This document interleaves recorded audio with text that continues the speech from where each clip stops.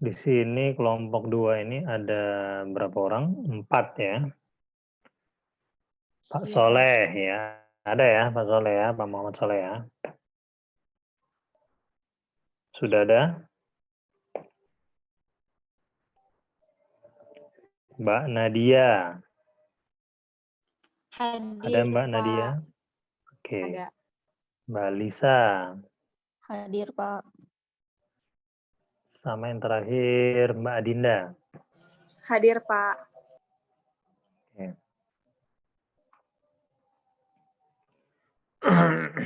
Baik.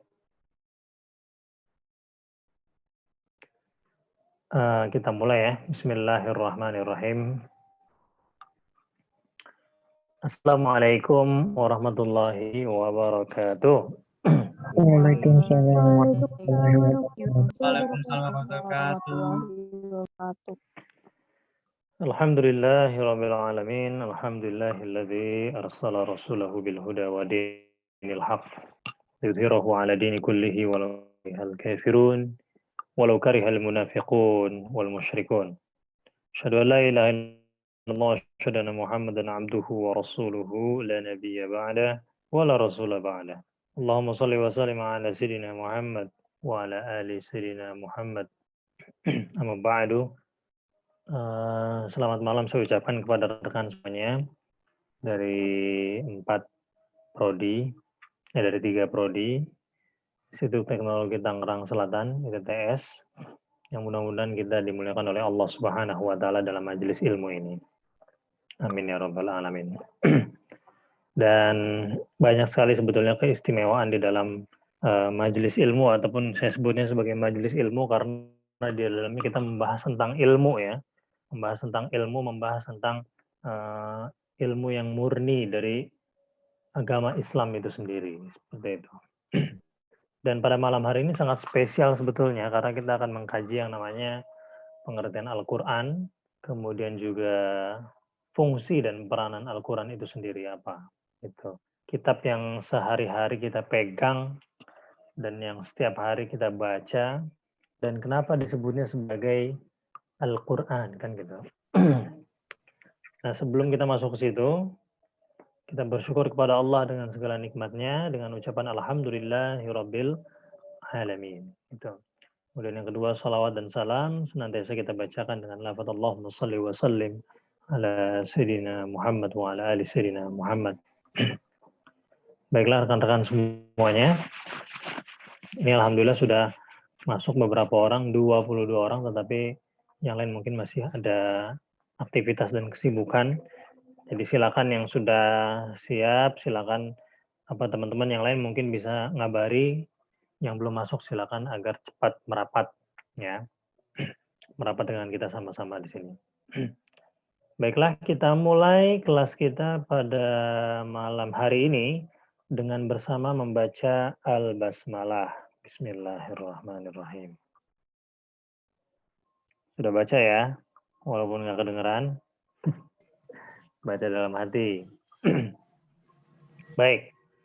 Saya seperti biasa ngasih yang namanya prolog ya. Prolog ataupun yang namanya opening lah.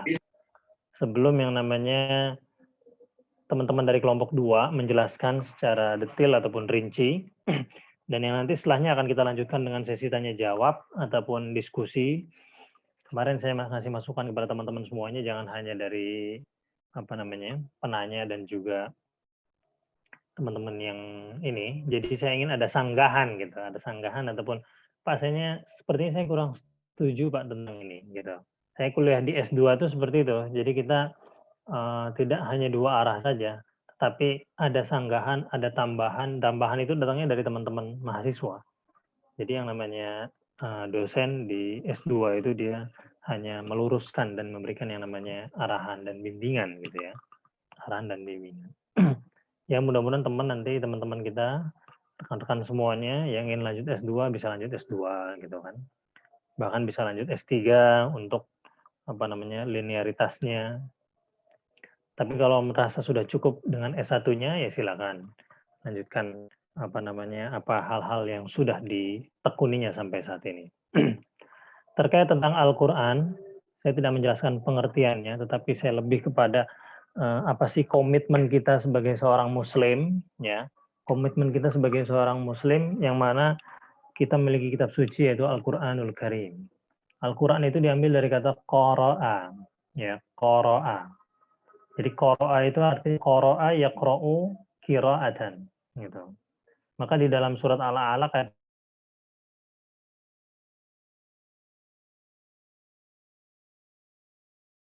ayat pertama dalam bentuk kata pribadi Muhammad disampaikan oleh Jibril dan tidak langsung disampaikan oleh Allah kepada Nabi Muhammad tetapi melalui perantara Jibril, gitu. Iqra bismi rabbikal ladzi khalaq, kan gitu. Katakanlah dengan nama Tuhanmu yang Maha menciptakan. Maka salah satu mukjizat Al-Qur'an adalah ketika kita baca kita tidak bosan, gitu. Sesungguhnya ketika kita adalah seorang muslim yang betul-betul meneladani Nabi Muhammad ataupun memang betul-betul mencintai Nabi Muhammad SAW, kita ketika membaca Quran itu insya Allah tidak diberikan yang namanya perasaan bosan. Makanya banyak sekali orang-orang Muslim di seluruh dunia, across the globe, itu yang banyak menghafal Al-Quran. Banyak sekali, mungkin udah jutaan orang yang menghafal Al-Quran, hafiz Quran. Mungkin dari juz 10 sampai juz 20, juz 30. Saya punya murid di Malaysia itu dia hafal Al-Quran sampai 30 juz dalam waktu 1 tahun 3 bulan. Di umur yang ke-13 tahun, pada umur 13 tahun, 14 tahun. Subhanallah. Dan itu pernah saya uji. Dia memakai metode Sulaimaniyah. Gitu. Sulaimaniyah ini dari Turki, kalau nggak salah. Metode pembelajaran di pondok pesantrennya menggunakan yang namanya metode Sulaimaniyah. Salam. Lagi di kamar. Ya. Jadi kenapa disebut Quran? Kan Quran, sighahnya Quran. Harusnya kan qiraah. Qiraah itu adalah sighah bacaan. Tetapi kalau sudah menjadi Quran berarti hal yang sering dibaca. Quran. Nah, itu sighah Quran ini adalah hal yang sering dibaca. Maka Quran ini sejatinya adalah buku yang sering dibaca. Gitu. Dan ini istimewanya Al-Quran. Buku mana, kitab suci mana di seluruh agama di dunia ini yang sering dibaca oleh penganutnya, kecuali Al-Quran, gitu. Coba teman-teman mungkin yang punya teman Katolik ataupun Protestan ataupun Kristen, ada nggak mereka mungkin 5 ayat di dalam Bible yang mereka hafal, gitu. Coba aja, nggak apa-apa. Kita pengen tahu, gitu kan. Mungkin ada nggak beberapa di antara mereka, mungkin kalau teman kita, tapi bukan untuk menantang ataupun bukan untuk apa, hanya untuk mungkin eksperimen gitu ya, sebagai eksperimen agama gitu, kita pengen mencoba saja. Ada nggak di antara mereka? Mungkin sulit kita temukan ataupun sedikit jarang dan kita temukan. Tapi ketika kita melihat Quran, ternyata banyak sekali orang-orang yang menghafalkannya. Jadi itulah Allah menjaga Al-Quran itu dengan dengan banyak orang yang menghafalkan Al-Quran.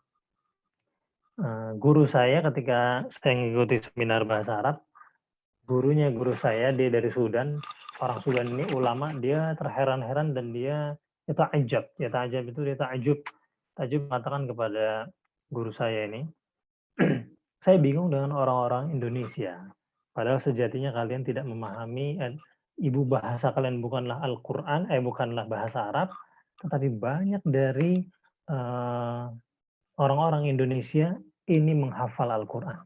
Dan kalian mencintainya, kalian membacanya setiap hari tanpa bosan, gitu kan.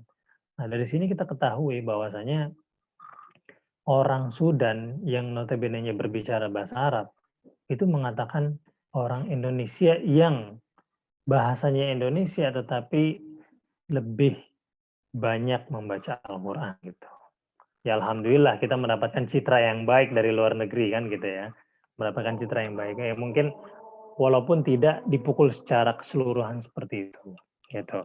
Karena dia melihat sendiri di negara dia di Sudan itu, alangkah banyaknya orang-orang itu sudah meninggalkan Al-Quran, gitu. Sudah meninggalkan Al-Quran ini dalam artian lebih sering memegang yang lain daripada Al-Quran, gitu. Memegangnya saja sudah jarang, apalagi membacanya. Membacanya saja sudah jarang, apalagi menghafalnya, kan gitu.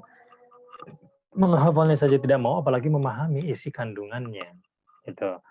Maka inilah Quran, mukjizatnya itu saya katakan salah satunya adalah kita tidak bosan membacanya. Kita tidak bosan membacanya. Mau sehari selembar, mau sehari 2 lembar, bahkan ketika Ramadan itu banyak orang yang menghafal Al-Quran, membaca Al-Quran sampai berkali-kali khatam. Gitu. Maka komitmen yang pertama yang kita letakkan, kita buat terhadap Al-Quran ini adalah komitmen kita yang pertama adalah at-tilawah. At-tilawah ini membaca, gitu. At-tilawah ini adalah membaca. Jadi Al-Quran itu dibaca. Saya berikan saya kasih tahu kepada teman-teman, ketika seseorang membaca Al-Quran dan hadis, membaca Al-Quran itu lebih baik. Karena kenapa? Karena setiap kita membacanya, maka satu huruf itu akan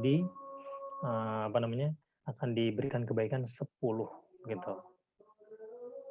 Pernah mendengar ayat Alif Lam Mim? Pernah ya? Dalam surat Al-Baqarah ayat pertama itu. Nah, itu satu huruf atau satu kata itu? Kira-kira. Alif Lam Mim. Itu satu huruf atau satu kata?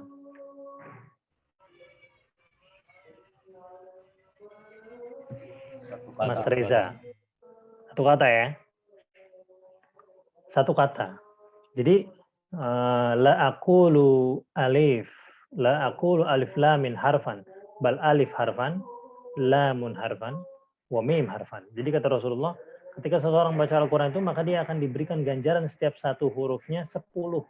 Saya tidak mengatakan alif lam mim itu satu huruf, gitu. Tetapi alif huruf, lam huruf, dan mim huruf. Maka ketika kita membaca alif dan lam dan mim, 3 huruf, 3 dikali 10, kita sudah mendapat yang namanya 30 kebaikan di dalam Al-Quran.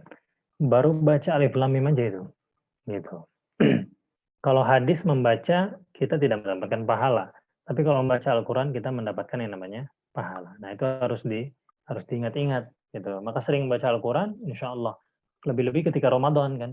10 itu nanti dikalikan lagi menjadi 100. Nah, silakan dikalikan saja. Begitu. Jadi komitmen yang pertama kita sebagai Muslim adalah membacanya. Gitu. Jadi bagaimana kita ingin faham Al-Quran ataupun ingin mengamalkan Al-Quran kalau membacanya saja tidak pernah gitu kan. Ya. Jadi di sini membaca hanya sebatas membaca saja. Tidak perlu untuk memahaminya, tidak apa-apa. Jadi tingkatan yang paling rendah ataupun tingkatan yang paling dasar bagi seseorang Muslim di dalam berkomitmen dengan Quran adalah membacanya. Nggak paham, nggak apa-apa. Nggak paham, nggak apa Ustaz. Nggak apa-apa. Berarti walaupun kita nggak paham, kita membacanya, kita mendapat pahala. Iya, betul. Kita mendapatkan pahala dari Allah Subhanahu wa Ta'ala. Kemudian yang kedua, komitmen kita adalah yang kedua terhadap Al-Quran itu adalah al-hifzu. Al-hifzu ini ada yang mengatakan menjaga. Kemudian al-hifzu ini ada yang mengatakan juga menghafal. Gitu kan? Menghafal.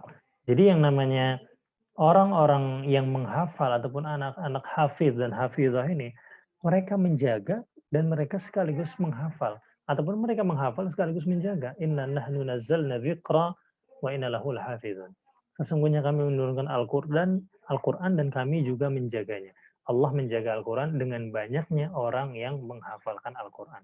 Ketika Al-Quran mungkin ya, na'udzubillah, dimusnahkan oleh musuh-musuh Islam, gitu kan. Dimusnahkan oleh musuh Islam. Kita tidak menemukan yang namanya Al-Quran secara hard copy-nya, maka insya Allah banyak sekali hafiz dan hafizah yang masih menyimpan Al-Quran di benak mereka, di pikiran mereka, di kepala mereka. Maka di sini dikatakan di dalam hadis Abu Daud, barang siapa yang membaca Al-Quran dan mengamalkan apa yang ada di dalamnya, maka Allah akan memakaikan kedua orang tuanya sebuah mahkota di hari kiamat nanti. Gitu. Yang cahaya mahkota tersebut lebih bagus dari cahaya matahari di rumah-rumah dunia. Gitu. Jadi inilah yang banyak memotivasi orang tua sekarang ini ingin memasukkan anaknya ke pondok tahfiz, gitu kan? Ke pondok di mana di situ dihafalkan Al-Quran. Itu banyak memotivasi. Karena kenapa? Karena ganjarannya luar biasa di akhirat nanti. Sekarang kita belum bisa melihat. sekarang Allah tidak membuka yang namanya visualnya. Allah tidak membuka yang namanya hijabnya. Tetapi nanti ketika di akhirat Allah sudah memberikan yang namanya gambaran melalui hadis Nabi bahwasanya anak yang menghafalkan Al-Quran nanti akan memberikan mahkota berupa cahaya kepada orang tuanya. Seperti itu. Maka secara tidak langsung orang tuanya pun mendapatkan pahala apa yang dikerjakan oleh anaknya itu. Kemudian yang ketiga adalah al-fahmu atau memahaminya, yang keempat adalah mengamalkannya, yang kelima yaitu mendakwahkannya. Gitu. Jadi tingkatannya kita mulai dari bawah tadi itu.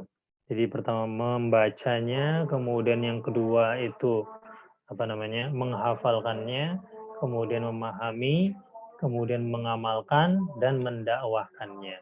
Yang terakhir ini mendakwahkan mungkin salah satunya adalah mengajarkannya. Dikatakan di dalam hadis Nabi Muhammad SAW, khairukum man ta'allamal Qur'ana wa 'allamahu. Sebaik-baik manusia di antara kalian adalah orang yang mempelajari Al-Qur'an dan mengajarkannya, gitu. Maka mungkin di sisi lain yang namanya guru-guru guru-guru ngaji di kampung-kampung itu mungkin kelihatannya hina di sisi dunia ataupun di kacamata dunia kita. Yang diajarkan anak-anak kecil mungkin yang dibayar berapa sih sama orang tuanya kan gitu. Tapi di sisi Allah, di hadapan Allah dan juga di mata Allah itu sungguh mulia luar biasa. Gitu. Sampai anak-anak itu bisa membaca dan memahami Al-Qur'an, maka luar biasa amal jariah yang didapatkan oleh guru ngaji tersebut gitu. Ibu mertua saya guru ngaji Qori'ah gitu. Dan alhamdulillah kami di sini punya sekolah, dan sekolah kami di Lampung ini, di Bandar Lampung, itu yang kami tekankan adalah tahfiz juga. Tahfiz bahasa Arab, bahasa Inggris, tetapi bukan hanya sekedar tahfiz. Banyak orang yang menekankan tahfiznya. Oh, sudah hafal berapa? 99 hari bisa hafal 30 juz. Tetapi ketika disuruh baca, anaknya tajwidnya berantakan. Itu. Jadi kita tidak hanya mengejar hafalannya berapa, jadi tidak hanya sekedar kuantitinya yang kita prioritaskan, tapi quality juga perlu kita perhatikan. Gitu. Dalam memahami Al-Quran, quality dan quantity itu harus seimbang. Maka orang yang baca Al-Quran harus diperhatikan tajwidnya, makhrajnya, dan juga hafalannya seperti itu. Ya, jadi tadi 5 komitmen kita terhadap Al-Quran, ya. Kalau kita sudah membacanya, maka kita belajar untuk memahaminya, untuk menghafalkannya. Kalau kita sudah hafal, maka kita pelajari untuk memahaminya, kemudian mengamalkan, dan kalau bisa kita mendakwahkannya ayat demi ayat, walaupun satu ayat, kan seperti itu. Oke ya, ini sebagai prolog ataupun sebagai mukadimah dari saya, ya. Jadi 5 poin tadi. Mohon maaf kalau nanti di slide teman-teman kelompok 2 sudah ada, tapi makanya tadi saya jelaskan secara umum saja. Mungkin nanti teman-teman dari kelompok 2 bisa menjelaskannya lebih detail, bisa lebih rinci lagi. Maka kami persilahkan kepada rekan-rekan dari kelompok 2 ya langsung untuk menyampaikan materi ya malam hari ini. Judulnya apa ini? Ya pokoknya tentang Al-Quran lah. Ya, ini tentang Al-Quran ini. Ini Pak Soleh udah nggak sabar kayaknya ingin udah ingin deg-degan Pak. Deg-degan Pak ya. Iya. Nggak usah deg-degan ya. Nggak usah deg-degan, di bawah santuy aja, di bawah santai ya. Bismillah aja Pak, bismillah. Oke, moderatornya siapa? Terserah, saya serahkan sepenuhnya kepada kelompok 2. Waktu dan tempat saya persilakan. Terima kasih. Ya, terima kasih Pak Fahmi. Sebelumnya saya akan memperkenalkan dari kelompok 2. Sebentar Pak. OMG.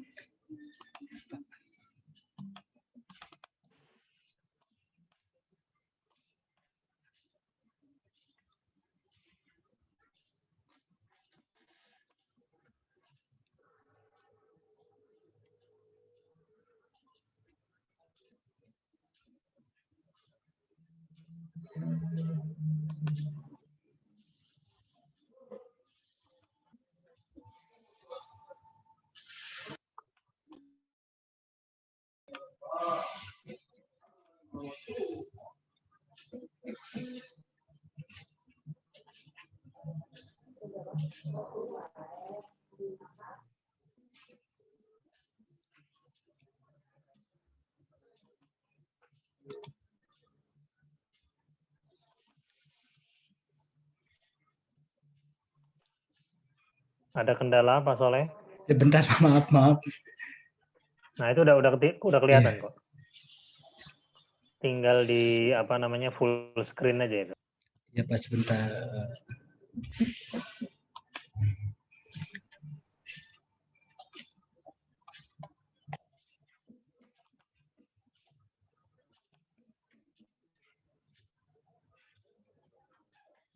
Halo, tes, cek, halo, tes. Masuk Pak Eko. Ya sebentar Pak ya. Ya, udah jelas suaranya.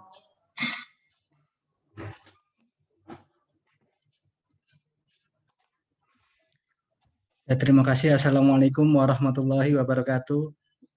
Waalaikumsalam warahmatullahi wabarakatuh. Waalaikumsalam Assalamualaikum. Warahmatullahi wabarakatuh. Mohon maaf, sedikit ada kendala Pak Fahmi.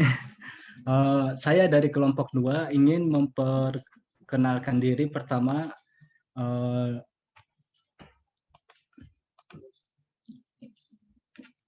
Pertama, saya sendiri Muhammad Soleh, ditemani dengan rekan-rekan saya Nadia Fitriani, Lisa Rahmawati, dan Adinda Lutfia Balkis. Untuk malam hari ini saya ingin menyampaikan sebuah materi yang berisi tentang Al-Quran. Untuk tentang Al-Quran malam ini akan disampaikan untuk slide yang pertama akan dibacakan oleh saudari Lisa Rahmawati. Waktu dan tempat saya persilakan.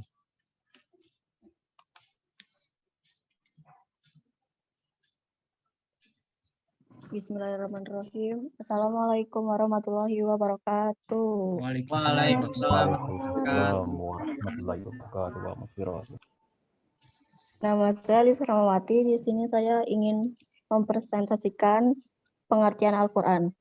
Kata Alkitab atau Al-Quran diturunkan dengan kalam Al-Haq. Al-Haq yaitu maknanya adalah kemantapan sesuatu dan kebenarannya.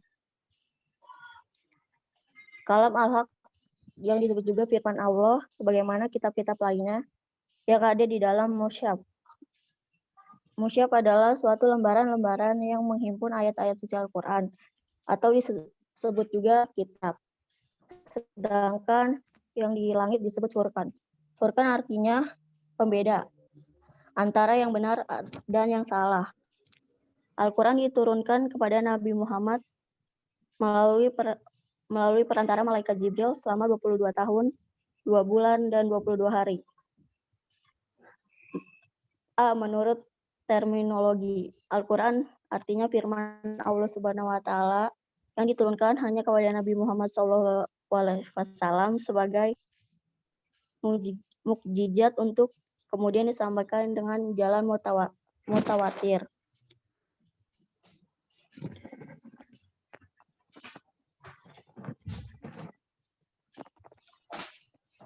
Dengan perantara malaikat Jibril, sedangkan menurut syariat Islam membaca Al-Quran dinilai sebagai salah satu ibadah kepada Allah Subhanahu wa Ta'ala. B. Menurut etimologi, Al-Quran berasal dari kata qara'a yang bermakna membaca.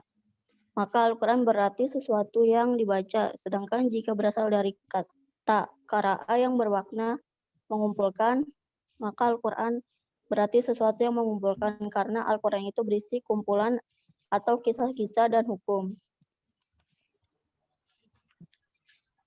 Selanjutnya,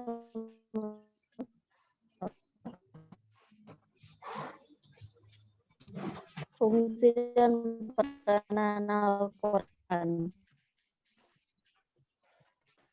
Keberadaan Al-Quran sebagai mukjizat Nabi Muhammad SAW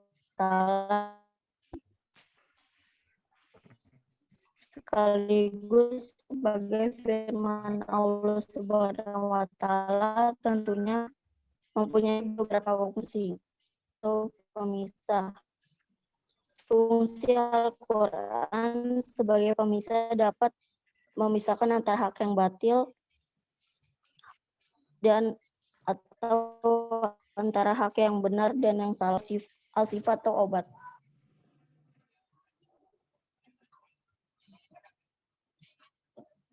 Penyakit mental di mana membaca Al-Quran dan mengamalkan terhindar dari berbagai penyakit hati atau mental. Artinya yaitu kalau kita sakit, kita bisa baca Al-Quran, insya Allah bisa lebih cepat sembuhnya.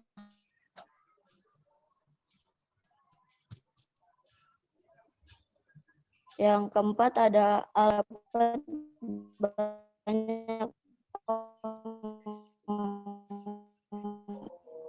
Suaranya agak putus-putus ya. pengajaran Nggak tahu di teman-teman yang lain putus-putus nggak? Apa? Iya Pak, Putus sama Pak. Putus, Pak. dan tentang kehidupan bagi orang-orang Mungkin Mbak Lisa yang agak bertakwa. bergeser kali. Selanjutnya Bisa Mbak Lisa ya? dibacakan oleh Mbak Lisa, Nadia. Posisinya mungkin agak bergeser, Lisa coba tolong dicari tempat yang ini. agak mendekati pintu atau agak Iya. mendekati jendela gitu. Iya Pak. Putus-putus Di Lisa. LDR mungkin. Tadi udah sampai yang mana Pak? Yang keempat, Al-Mau'izah. Oh yang 4.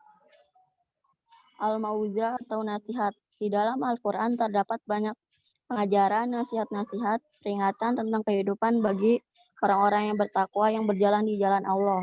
Artinya yaitu kita dapat memberi nasihat kepada seseorang. Slide selanjutnya akan dibacakan oleh Nadia.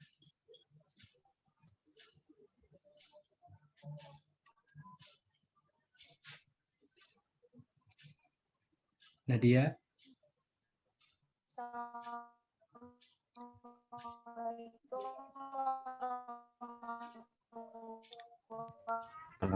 putus-putus Nadia.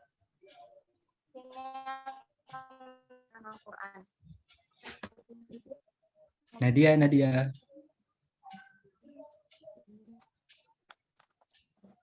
Yaitu petunjuk bagi umat manusia. Tes 1, 2, 3. Ada suaranya nggak? Ya, tadi suara kamu putus-putus, mungkin kemudian agak kurang keras suaranya. Kalau pakai earphone silakan didekatkan ininya, apa namanya? Yang mic-nya itu. Sinyalnya mungkin ya.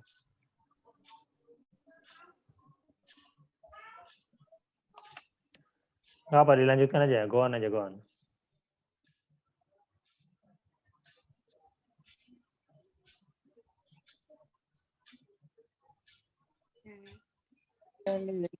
Cek 1, 2, 3. Ada suaranya nggak?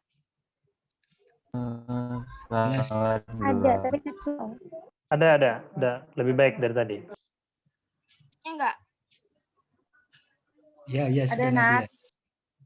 Yaitu peranan Al-Quran sebagai petunjuk bagi umat manusia cukup beragam karena tidak hanya berperan sebagai pedoman untuk hidup, namun juga berisi dengan ilmu yang bermanfaat. Contoh peranan yang pertama, peranan Al-Quran memiliki peran yang cukup beragam bagi kehidupan manusia, yaitu masalah yang terjadi dari kitab itu. Yang kedua, yaitu peranan Al-Quran sebagai sumber ilmu. Berperan juga sebagai sumber ilmu seperti yang berikut ini. Yang pertama yaitu ilmu hukum, yang kedua ilmu sejarah Islam dan agama Islam, dan yang terakhir yaitu ilmu tauhid.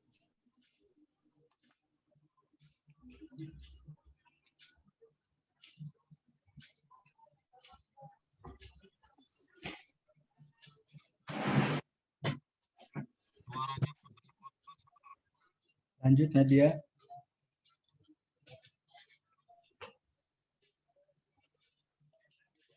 Halo. Halo, iya. Ada suaranya nggak? Ada, ya jelas. Coba Nadia. Cek. Masih putus-putus Nadia. Ya, ada harus meyakini bahwa Al-Quran adalah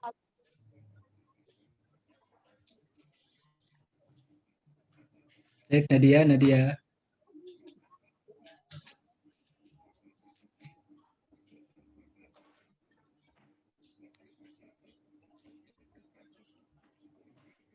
Mohon maaf Pak Ustadz, Pak Fahmi, ini ada sedikit kendala di Iya, nggak apa-apa, nggak apa-apa. ini. Biasa emang kalau belajar online kayak gini. Pak. Mungkin digantikan Iya. yang lancar Iya, internetnya, Mas. ya, Oke. bisa digantikan dengan yang Baik, kalau namanya begitu yang saya lain. gantikan. Oh, iya. Ya, baik. Terima kasih Nadia. Ya, Terima ada kasih. suaranya nggak nih, Pak? Ya, jelas. Coba dibaca lagi Nadia. Ya udah. Bismillahirrahmanirrahim. Yang ketiga itu komitmen terhadap Al-Quran. Yang pertama kita harus mengimani dan kita harus meyakini bahwa Al-Quran adalah kalamullah yang diturunkan oleh Allah Subhanahu wa taala kepada Rasulullah Shallallahu alaihi wasallam. Yang kedua yaitu membaca. Di dalam Al-Quran disebutkan bahwa bacanya merupakan parameter keimanan orang tersebut kepada Al-Quran. Firman Allah Subhanahu wa taala yang berbunyi Qur'an ayat 121. Bismillahirrahmanirrahim. Allina tainahumul kitabaya lunahu haqqa tilawatihi ulaika yakfur bihi fa ulaika humul khasirun. Shadaqallahul azim, yang artinya orang-orang yang telah kami berikan Alkitab kepadanya, mereka membacanya dengan haqqa tilawah. Mereka itulah orang-orang yang beriman kepadanya. Dan barang siapa yang ingkar kepadanya, maka mereka itulah orang-orang yang merugi. Ya, dilanjut. Iya, baik. Makasih, Sudah. Nadia. Makasih, Pak Soleh. Yang ketiga, mentadaburi. Tadabur Al-Quran dapat dilakukan dengan mengulangi ayat-ayat yang kita baca dan meresapinya ke dalam hati, serta memikirkan maknanya dengan bacaan yang lambat. Tidak hanya hati yang mentadaburi, tetapi fisik kita yang lain pun ikut bertadabur. Yang keempat ada menghafal. Rasulullah Shallallahu alaihi wasallam bersabda, barang siapa yang di dalam rongga tubuhnya tidak ada sedikit pun Al-Quran, tak ubahnya bagaikan rumah yang bobrok. Hadis riwayat At-Tirmizi nomor 998 halaman 417. Ada juga yang kelima, mengamalkan. Mengamalkan berawal dari memahami ilmu-ilmunya serta berpegang teguh pada hukum-hukumnya. Kemudian menyelaraskan hidup dan tingkah laku serta akhlaknya, sebagaimana akhlak Rasulullah Shallallahu alaihi wasallam dalam Al-Quran. Selanjutnya, kandungan Al-Quran. Pengertian kandungan Al-Quran yaitu Al-Quran terdiri dari 114 surah, 30 juz, dan 6.236 ayat menurut riwayat dari Hafs, 6.262 ayat menurut riwayat dari Ad-Dur, ataupun sebanyak 6.214 ayat menurut riwayat dari Warshi. Al-Quran sendiri juga terbagi menjadi 30 bagian yang dikenal dengan nama juz. Surah dalam Al-Quran terdiri dari sejumlah ayat mulai dari surah-surah pendek hingga yang panjang. Perbedaannya surah Makkiyah dan Madaniyah yaitu kalau surat Makkiyah merupakan surat yang diturunkan kepada Nabi Muhammad SAW ketika beliau berada di Mekah dan belum hijrah ke Madinah. Surah dan ayat yang tergolong Makkiyah diturunkan dalam kurun waktu 12 tahun, 15 bulan, dan 13 hari. Hitungan ini dimulai sejak 17 Ramadan atau tahun ke-41 dari kelahiran Nabi Muhammad SAW sampai 1 Rabiul Awal tahun ke-54. Total surah Makkiyah ada 86 surah yang terdiri dari 4.780 ayat. Surah Madaniyah adalah surat ayat Al-Quran yang diturunkan kepada Rasulullah SAW di kota Madinah setelah peristiwa hijrah. Waktu turunnya ayat-ayat suci di kota tersebut yakni selama 9 tahun, 9 bulan, dan 9 hari. Waktu itu terhitung sejak Nabi hijrah ke Madinah sampai pada 9 Zulhijjah tahun ke-63 dari tahun kelahirannya. Totalnya ayat-ayat yang tergolong Madaniyah berjumlah 1.510 ayat yang tercakup dalam 28 surat. Bisa dilanjut, Lisa.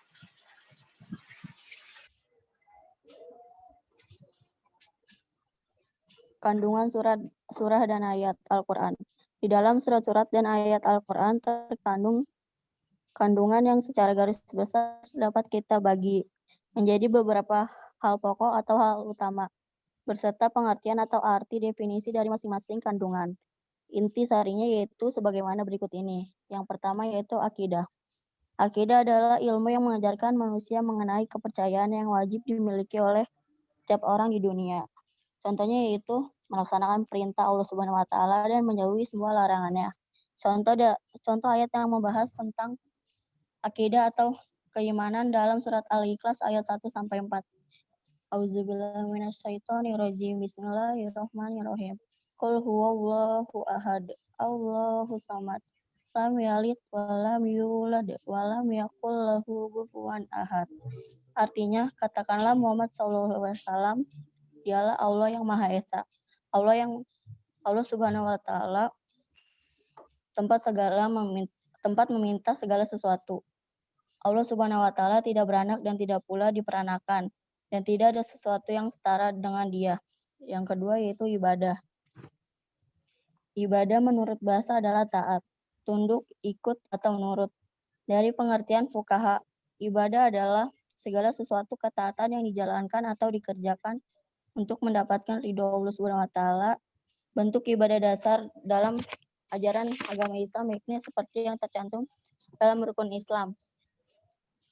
Yaitu rukun Islam yang pertama yaitu mengucapkan kalimat syahadat, yang kedua yaitu sholat, yang ketiga puasa, yang keempat zakat, dan yang kelima pergi haji jika mampu.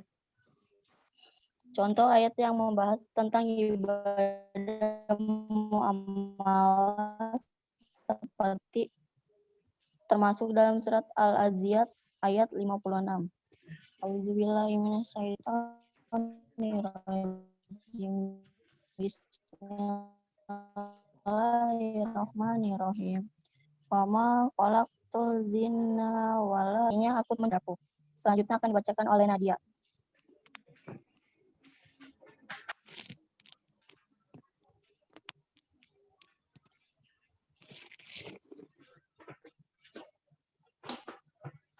Yang ketiga yaitu akhlak.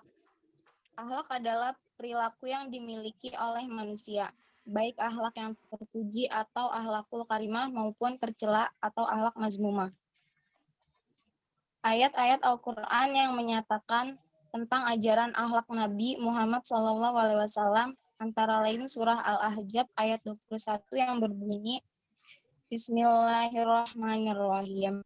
Laqad kana lakum fi Rasulillahi uswatun hasanah liman kana yarjullaha wal yawmal akhir wa dzakarallaha katsira, yang artinya sungguh telah ada pada diri Rasulullah itu suri tauladan yang baik bagimu, yaitu bagi orang yang mengharap rahmat Allah dan kedatangan hari kiamat dan yang banyak mengingat Allah Subhanahu wa taala.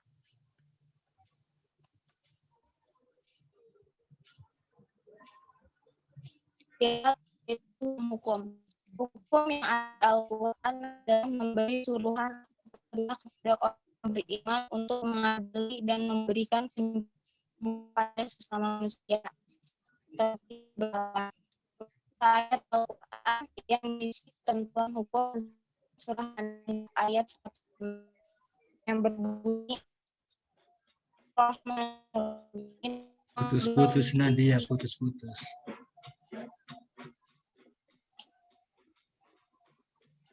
Inna anzalna alaikal kitaba bil haqqi litahkuma bainan nasi bima arraqallahu wa la taqlil kha'inina khasimna.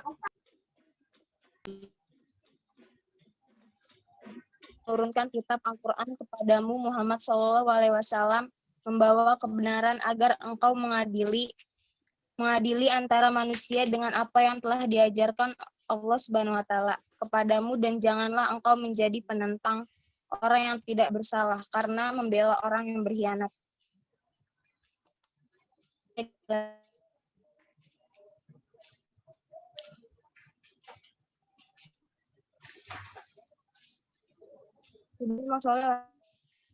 Yang kelima, sejarah atau kisah. Sejarah atau kisah adalah cerita mengenai orang-orang yang terdahulu, baik yang mendapatkan kejayaan akibat taat kepada Allah Subhanahu wa taala, serta ada juga yang mengalami kebinasaan akibat tidak taat atau ingkar terhadap Allah Subhanahu wa taala.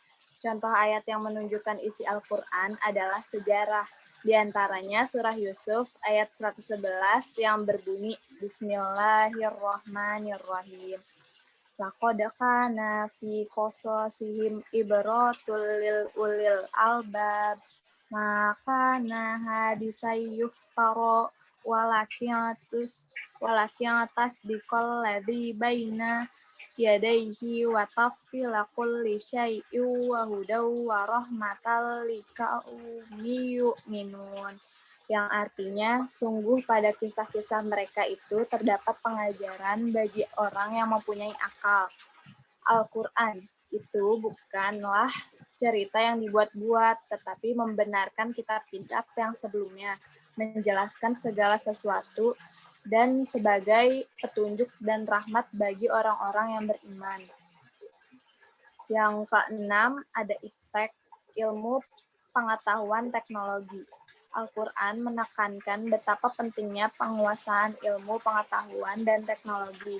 Hal itu ditunjukkan pada saat ayat Al-Quran untuk pertama kalinya diturunkan kepada Nabi Muhammad SAW, yaitu Quran surat ayat Al-Alaq ayat 1-5 yang berbunyi Bismillahirrahmanirrahim. Iqra bismi rabbikal ladzi khalaq. Khalaqal insana min 'alaq. Iqra wa rabbukal akram. Alladzi 'allama bil qalam. 'Allamal insana ma lam ya'lam. Shadaqallahul azim. Yang artinya, bacalah dengan menyebut nama Tuhanmu yang menciptakan. Dia telah menciptakan manusia dari segumpal darah. Bacalah, dan Tuhanmu lah yang maha mulia, yang mengajar manusia dengan pena. Dia mengajarkan manusia apa yang tidak diketahuinya. Quran surat Al-Alaq ayat 1-5. Silahkan dilanjutkan.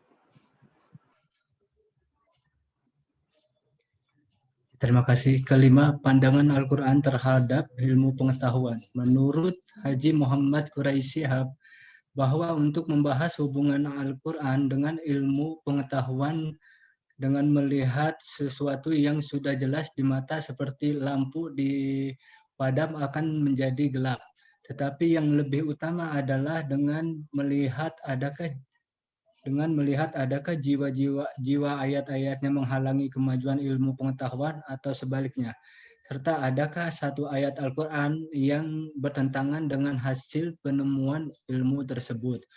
Selanjutnya terdapat dalam pandangan bahwa di dalam Al-Quran terdapat isyarat-isyarat, petunjuk, dan dorongan dari ayat Al-Quran yang memerintahkan seluruh umat manusia untuk mengembangkan berbagai macam ilmu pengetahuan. Dengan demikian yang diperlukan bukan dilihat dari banyaknya berbagai teori dalam Al-Quran, tetapi dari segi spirit atau dorongannya. Terima kasih untuk teman-teman semua. Sebelumnya saya minta maaf terdapat kendala dengan sinyal atau apa. Mungkin kalau kurang jelas saya mohon minta maaf yang sebesar-besarnya kepada Pak Fahmi ataupun dengan yang lain. Apabila ada yang pertanyaan atau bacaan yang kurang jelas boleh dipertanyakan. Dipersilakan untuk teman-teman semua.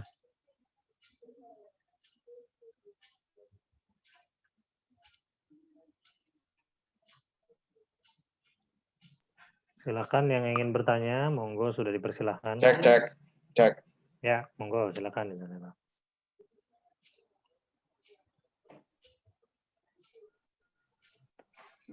Cek doang loh. Jadi gimana teman-teman? Selamat malam Pak Soleh. Malam. Selamat malam. Ya, saya mau bertanya nih Pak Soleh terkait Al-Quran. Silakan. Kan dari ilmu-ilmu yang saya pelajari itu. Maaf bentar, ini ada 2 suara. Tak ketik aja ya Pak. Silakan diketik aja. Terima kasih. Sama-sama.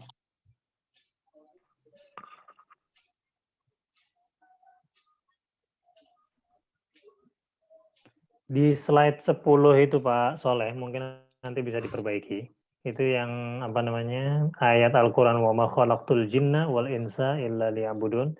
Itu bukan surat Az-Ziyat ya, tapi Az-Zariyat. Di sini tertulisnya surat Az-Ziyat. Nanti bisa diperbaiki surat Az-Zariyat. Zariyat. Baik Pak. Oke. Nah, itu di chat sudah ada beberapa pertanyaan, mungkin bisa dibaca.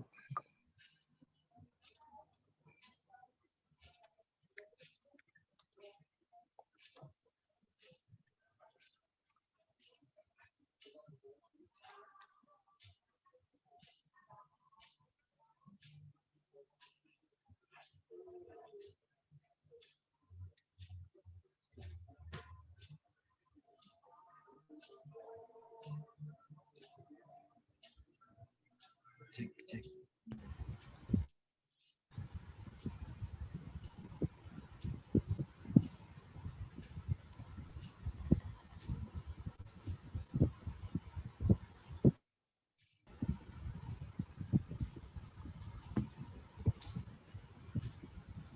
Assalamualaikum Pak Soleh. Waalaikumsalam warahmatullahi wabarakatuh. Cek. Ya lo cek. Nah, mau bertanya Pak saya. Cek.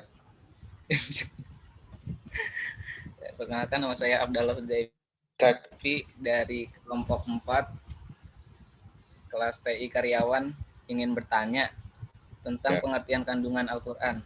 Di situ ditulis jumlah-jumlah ayat Al-Quran menurut para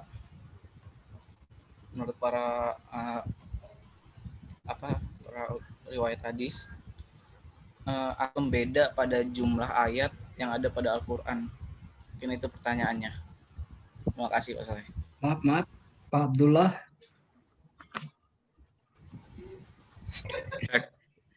Pertanyaannya itu, apa yang menjadi pembeda di ayat Al-Quran? Ya bentar. Pada jumlah ayat Al-Quran. Ya. Apa yang menjadi pembeda di jumlah ayat pada Al-Quran? Jelas nggak Pak Soleh? Di komen aja Pak Abdullah ya. Di chat aja di chat. Oh, oke. Oke.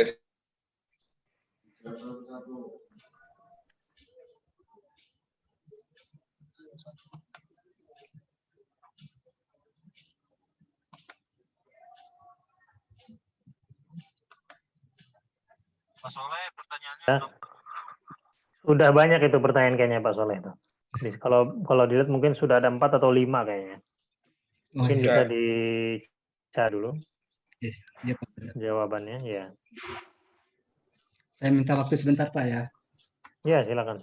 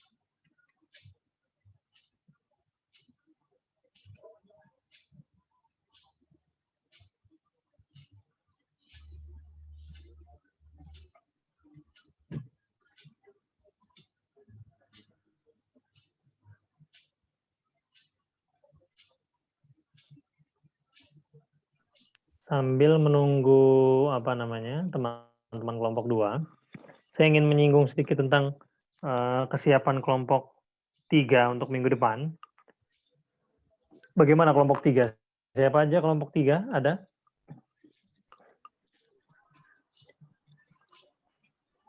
Kelompok 3 untuk minggu depan. Halo.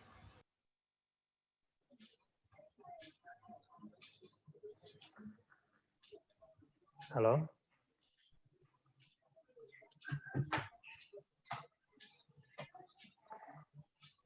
Pembagian tugas kelompok 3. Saya baca ya, coba ya. Ahmad Nuari. Muhammad Ismail. Ada nggak orang-orangnya ini?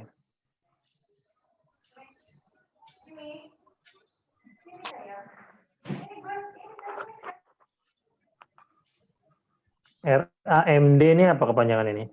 RAMD Ahmad Nuari. Ada orangnya di sini, Pak Ahmad Nuari, Mas Ahmad Nuari? Ya, salah kelas, Pak. Salah kelas? Muhammad Ismail? Ada nggak Muhammad Ismail? Ada tuh, Pak. Pak, saya ada yang Gimana? barusan toilet, Pak. Agus MS, Pak. Oh iya ya. Ngapain? Toilet. Ada nggak Muhammad Ismail ini? Di Zoom sih ada namanya, Pak, tapi nggak tahu orangnya. Ya coba saya pengen ngedengar suaranya. Ada nggak apa Mas Muhammad? Nah ini Muhammad Ismail ini ada ini. Coba saya.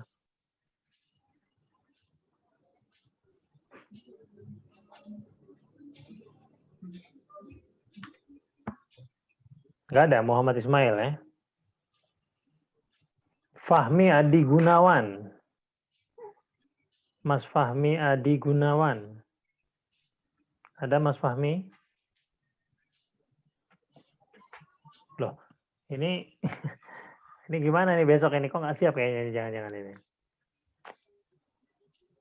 Mas Fahmi Adi Gunawan, nggak ada?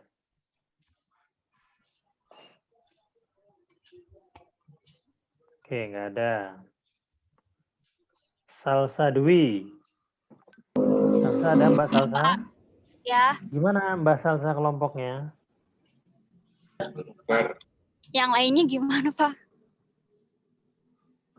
Gimana yang lainnya? Ada apa namanya? Obrolan sudah ada obrolan persiapan apa untuk judul minggu depan? Judulnya kalau nggak salah ini tentang rukun iman ya. Rukun iman ya.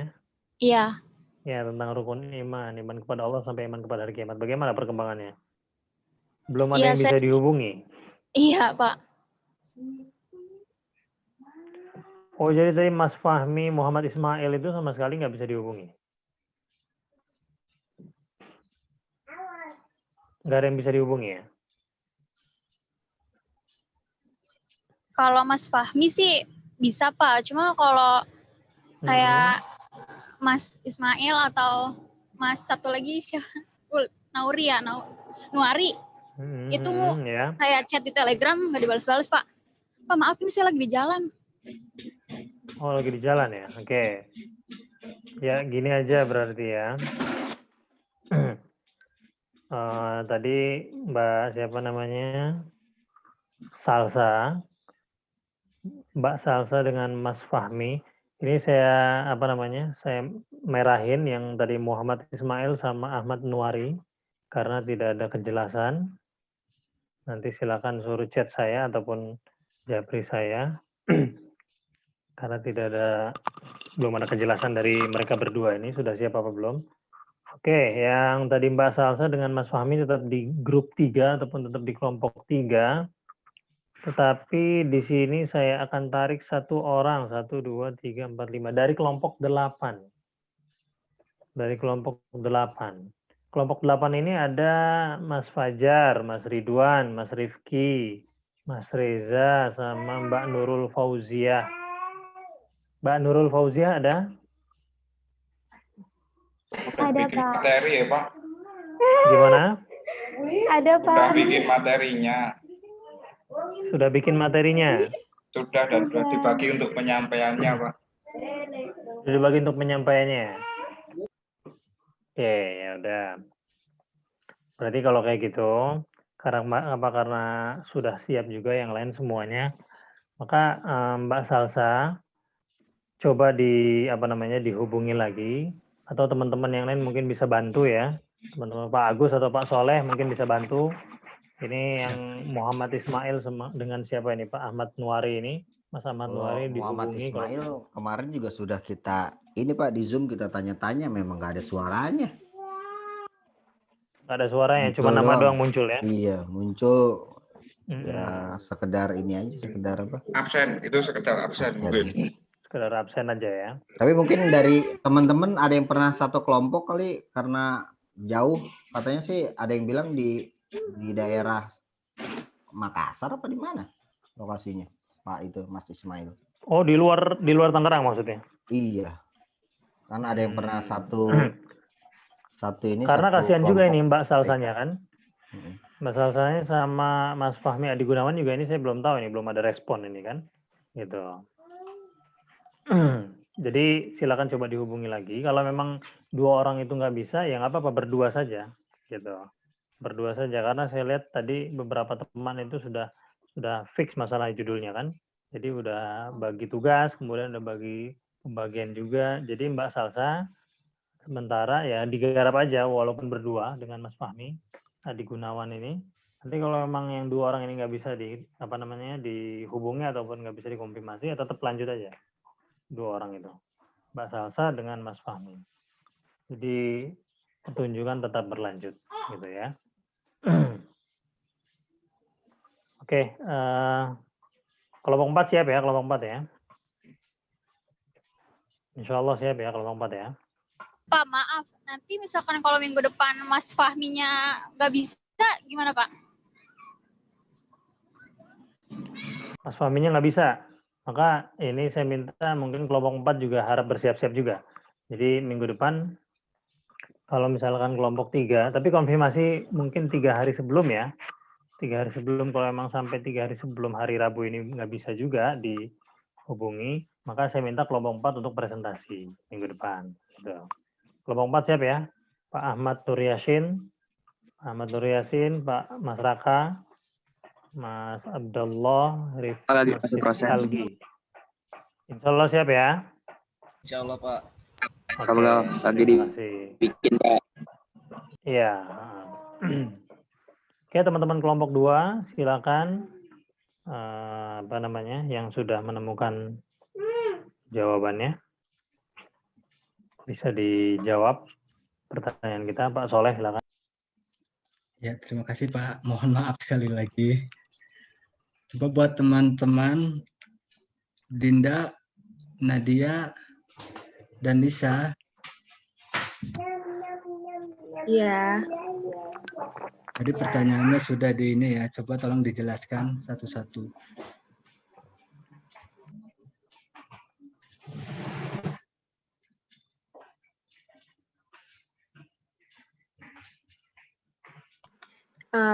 Aku mau menjawab pertanyaan dari Leoni Firdaus.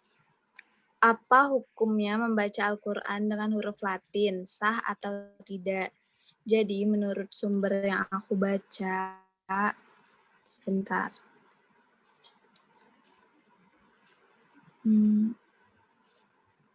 Al-Quran ditulis dengan bahasa Arab dan tidak ada transliterasi yang tepat dalam bahasa lain.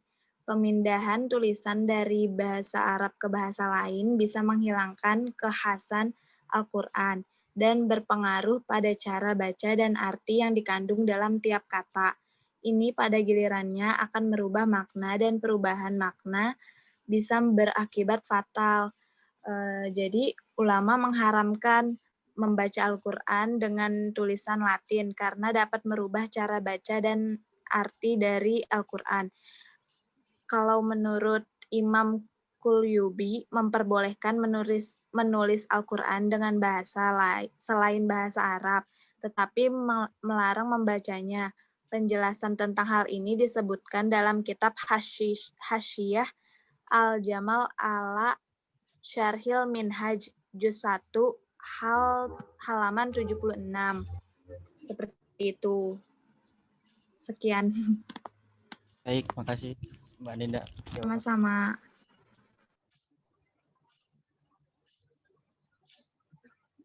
Untuk pertanyaan selanjutnya, Mbak Nadia. Ya, saya akan menjawab pertanyaan dari Mas Atta Esanugraha. Sebagai sifat atau obat itu maksudnya gimana ya? Bentar ya. Asifa yaitu dengan dua makna. Pertama, kata tersebut bermakna yaitu pencegahan atau pelindung. Artinya memang benar Al-Quran adalah asifa. Dalam artian bagi umat Islam dari bahaya penyakit-penyakit fisik dan rohani. Sebelum terjangkit racun-racun tersebut, umat Islam yaitu disarankan terlebih dahulu oleh Allah untuk memproteksi diri mereka dengan membanyak baca Al-Quran. Karena jika banyak membaca Al-Quran, tubuh akan sehat dengan sendirinya, tanpa takut terkena penyakit. Udah sepertinya penjelasan.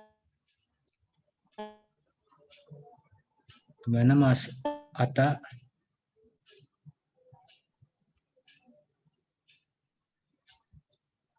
Mas Esa? Iya, cukup Mas. Terima kasih Mas. Untuk selanjutnya Mbak Lisa coba. Saya ingin menjawab pertanyaan dari Mbak Nurul. Apa yang dimaksud dengan jalan mutawir dan berikan contohnya? Mutawatir kayaknya. Oh, mutawatir. Maaf. Mutawatir. Mutawatir secara bahasa diartikan sebagai sesuatu yang berkelanjutan atau berurutan. Mutawatir berarti sesuatu yang datang secara beriringan dan tidak ada jarak di antara satu dengan yang lain. Secara terminologi, mutawatir berarti hadis yang diriwayatkan oleh lebih dari satu rawi yang di antara mereka tidak ada kesepakatan untuk berbuat dusta dari awal hingga akhir sanad.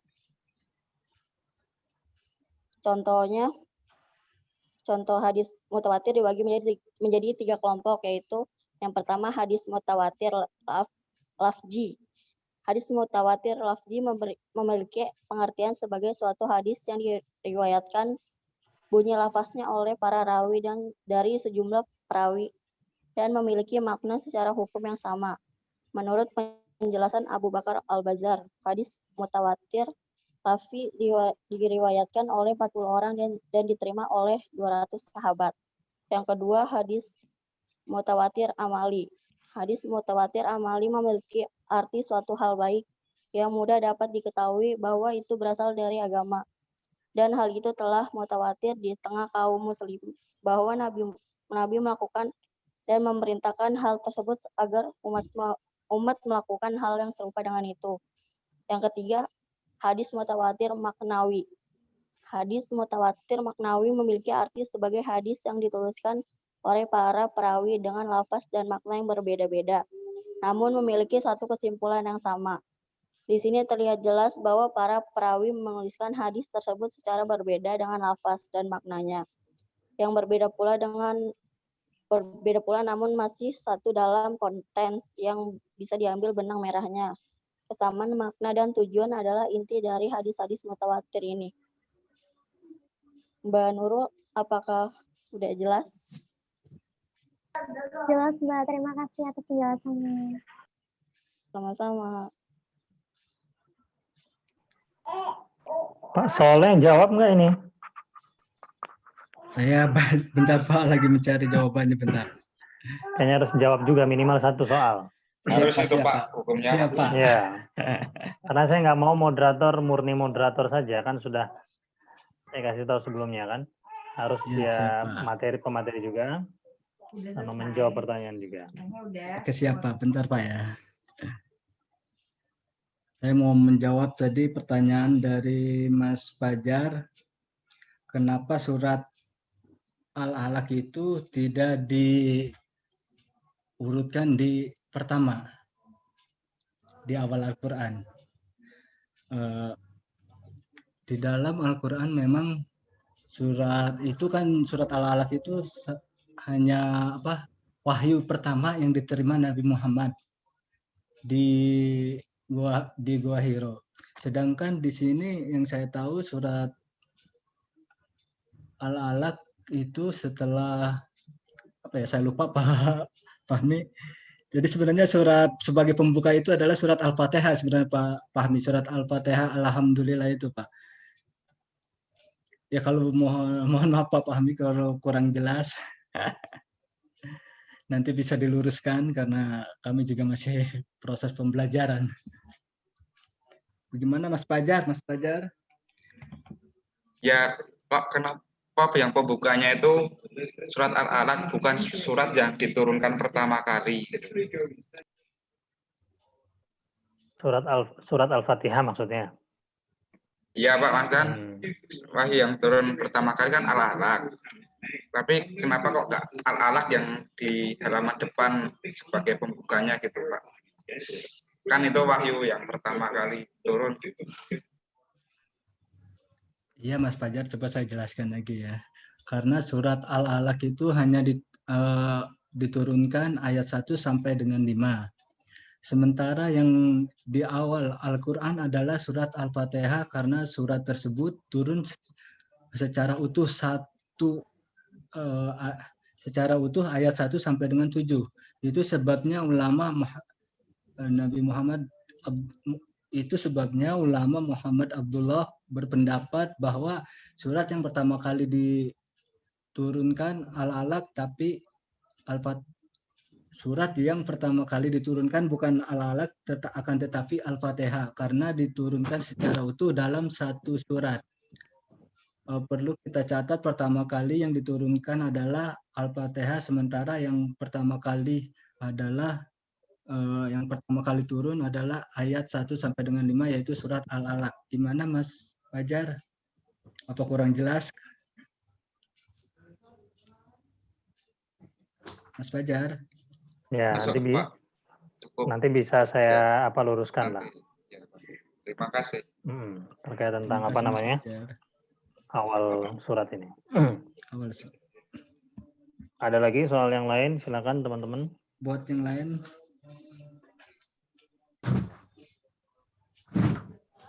Yang tentang obat tadi sudah ya? Sudah Pak. Tentang obat, kemudian pertanyaan apa yang menjadi pembeda pada jumlah ayat pada kitab Al-Quran ini? Saya agak kurang ini nih, sama pertanyaan ini nih. Abdullah Huzaifi. Coba diperjelas lagi pertanyaannya. Disampaikan secara lisan mungkin bisa? Iya Pak. Jadi kenapa tadi menurut para perawi hadis mengapa jumlah ayat pada Al-Quran itu berbeda-beda Pak jumlahnya? Jadi ada yang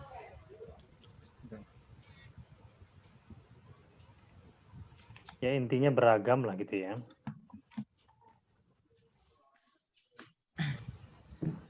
Nah, jadi ada yang 6.236, ada yang 6.262. Itu apa yang jadi pembedanya, Pak? Oke. Kenapa ayatnya itu jumlahnya berbeda?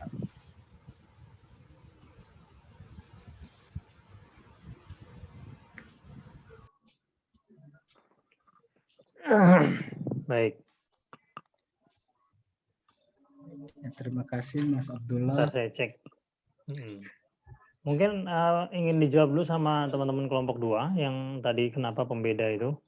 Jadi kenapa total ayatnya itu berbeda, ada yang 6.666, ada yang 6.300, ada berapa qaul gitu kan, ataupun ada beberapa perkataan yang mengatakan bahwasanya ayatnya itu berbedanya lumayan banyak gitu.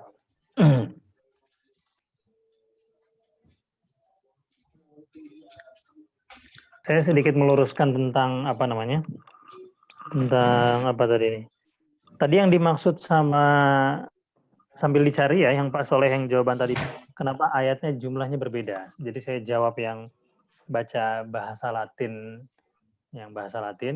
kemudian Pak Soleh sama teman-teman kelompok 2 silakan cari kenapa ayatnya bisa berbeda jumlahnya gitu. Mas siapa tadi ini? Mas Atta Esa ya, itu maksudnya yang sebentar, bukan. Yang tadi nanya tentang Latin tuh siapa? Mas Esa. Mas Leoni, Mas Leoni Firdaus ya. Itu Latinnya maksudnya tulisan Latin atau terjemahnya tuh?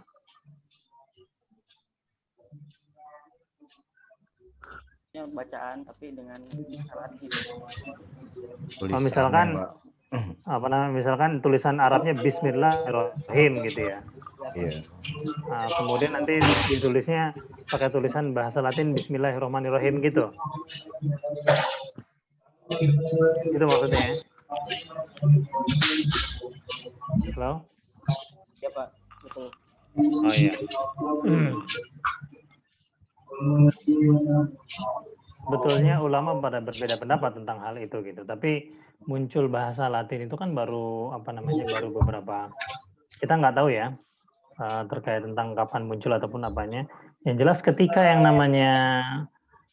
namanya di dalam mushaf itu, di dalam mushaf Al-Quran itu ada yang namanya tulisan Arabnya, tulisan Arab, maka itu insya Allah akan diberikan yang namanya ganjaran gitu. Ganjarannya jelas maksudnya. Satu huruf diberikan ganjaran 10. Biasanya tulisan Latin itu hanya untuk tambahan saja gitu. Hanya untuk tambahan saja melengkapi yang namanya bacaan di atasnya tulisan Arab, bawahnya tulisan Latin gitu. Tapi ketika yang namanya ucapan itu keluar dari lisan itu, maka kan secara audio ataupun secara suara dia terucap gitu kan, terucap. Maka terkait tentang apa namanya, tentang pahalanya ataupun dihitung sebagai pahala ini ulama berbeda pendapat. Ada yang mengatakan iya, mendapat pahala, kemudian ada juga yang ada yang berkata tidak mendapatkan yang namanya pahala, tidak dihitung yang namanya pahalanya itu gitu. Dan mereka semuanya memiliki yang namanya dalil-dalil yang apa namanya, yang kuat, yang jelas gitu. Mereka bisa mengeluarkan fatwa seperti itu. Jadi kebagi menjadi dua gitu ya. Kalau sah atau tidaknya, sah, tetap sah. Tetap sah, kita tetap bisa tetap dihitung membaca yang namanya Al-Qur'an. Membaca Al-Qur'an gitu. Tetapi jangan dijadikan yang namanya bacaan dengan tulisan Latin ini berterusan gitu. Jadi itu hanya sebagai pembantu saja. Hanya sebagai pembantu kita dalam ketika kita susah untuk membaca yang namanya tulisan Arabnya, maka itu hanya sebagai pembantu saja, pembantu kita. Gitu. Ya gitu ya, Mas. Siapa ini? Leonis Firdaus. Untuk ya. Untuk belajar nggak apa-apa ya Pak ya? Ya, untuk pembelajaran, untuk belajar nggak apa-apa gitu. Makanya kan banyak sekali Al-Quran yang terjemah itu kan.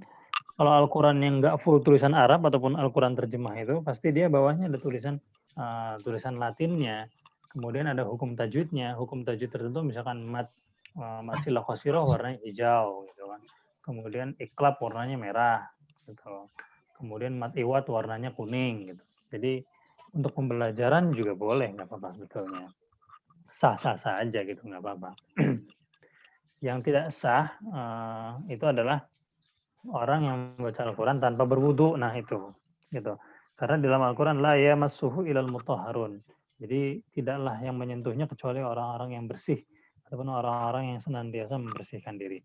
Maka ini ayat yang mewajibkan kita untuk berwudu terlebih dahulu sebelum memegang yang namanya mushaf Al-Quran. Gitu. Jadi kalau misalnya kita nggak punya wudu, silakan cari perantara lain. Misalkan sapu tangan gitu, ataupun misalkan kain. Kita malas wudu nih, kemudian Al-Quran jatuh di atas lantai. Kita pengen ngambil, jangan pakai bersentuhan langsung dengan tangan. Tapi kita ambil yang namanya kain, kemudian pegang Al-Qurannya, taruh tempatnya. Gitu. Karena kita kotor, gitu kan. Karena kita kotor, kita belum berwudu, kita belum bersuci, dan Al-Quran itu adalah benda yang suci, kitab suci, maka harus kita mensucikannya. Gitu. Gitu ya. Jadi terkait tentang bahasa Latin tadi. Kemudian saya bantu jawab terkait tentang kenapa surat Al-Fatihah itu diletakkan di awal gitu. Kemudian surat Al-Alaq, Iqra bismi rabbikal ladzi khalaq, kenapa dia masuk ke dalam juz amma? Nah, ini ada kaitannya dengan mutawatir tadi gitu. Jadi ketika yang namanya Al-Qur'an itu sudah diturunkan secara bertahap selama 23 tahun 10 bulan pada Nabi Muhammad ya. Jadi Al-Quran itu sebetulnya utuh sudah diturunkan di Baitul Izzah. Baitul Izzah itu adalah langit ke-7 setelah lapisan langit yang ada di bumi.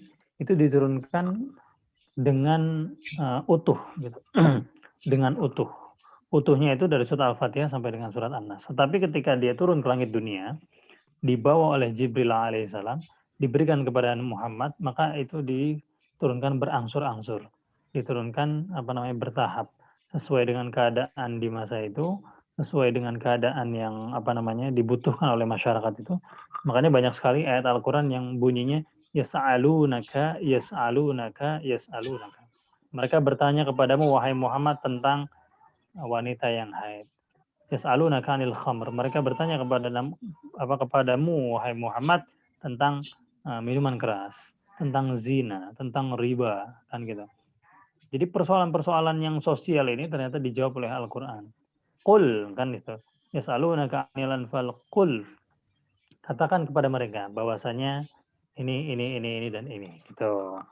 Jadi itu menjawab yang namanya pertanyaan-pertanyaan sosial yang terjadi di kalangan para sahabat ketika Rasulullah itu masih ada. Nah, ketika yang namanya Rasulullah masih hidup di kalangan para sahabat, Rasulullah memerintahkan para sahabat untuk menulis Al-Quran, melarang menulis hadis.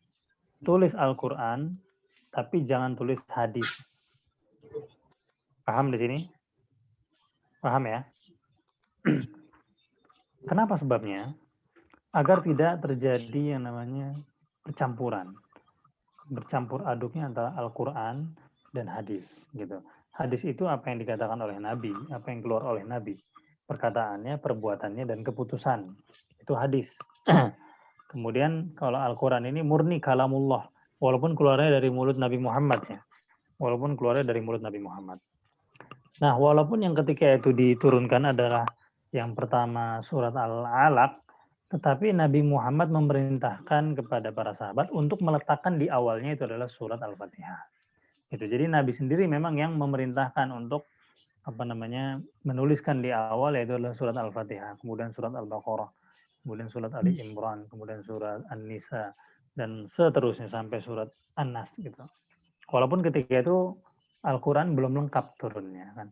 Kemudian beberapa daripada sahabat ada yang menghafalnya, kemudian ada yang menulisnya di pelepah kurma, ada yang menulisnya juga di di kulit sapi, kulit kambing, di papan-papan kayu gitu kan. Kemudian ada yang menulisnya juga di gulungan-gulungan mushaf gitu. Jadi mereka tulis karena sudah diperintahkan oleh Rasulullah Shallallahu Alaihi Wasallam. Dan siapa yang memerintahkan untuk mengurutkan itu? Nabi Muhammad Shallallahu Alaihi Wasallam. Nah, tetapi ketika yang namanya Nabi Muhammad memerintahkan untuk mengumpulkan Al-Quran itu, kemudian mengumpulkannya, ada beberapa sahabat yang dia itu memiliki versi masing-masing. Hafsah memiliki versi mushaf lain, kemudian juga Utsman memiliki versi yang lain, kemudian beberapa sahabat memiliki versi yang lain. Baru di zaman Utsman bin Affan, yang namanya mushaf Al-Quran itu dibukukan menjadi satu, kemudian dirapihkan lagi, akhirnya yang sampai sekarang inilah yang kita baca sesuai dengan daftar isi yang pertama itu surat Al-Fatihah pertama, Al-Baqarah sampai surat An-Nas. Itu adalah jasa dari Utsman bin Affan. Gitu, Utsman bin Affan. Gitu. Tapi sebelumnya Abu Bakar As-Siddiq dan Umar bin Khattab itu sudah memerintahkan untuk mengumpulkan Al-Quran. Sudah memerintahkan itu. Rasulullah mungkin memerintahkan tapi tidak memerintahkan hanya menulis saja tapi tidak mengumpulkan. Hanya tulislah Al-Quran ataupun hafalkanlah Al-Quran gitu kan. Tetapi tidak memerintahkan untuk mengumpulkannya. Barulah pengumpulan itu berproses dari zaman Abu Bakar, Umar sampai kepada zaman Utsman. Gitu. Jadi memang urutannya sudah langsung dari yang namanya Rasulullah sendiri gitu. Gimana kelompok 2? Silakan. Pak Soleh ada yang ditanyakan, ada yang mau dijawab?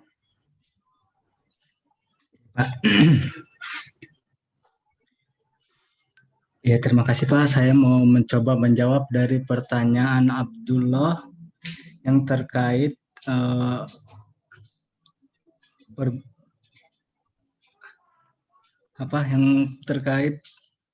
ayat-ayat Al-Quran yang berbeda itu, Pak. Sebentar, Pak. Aduh.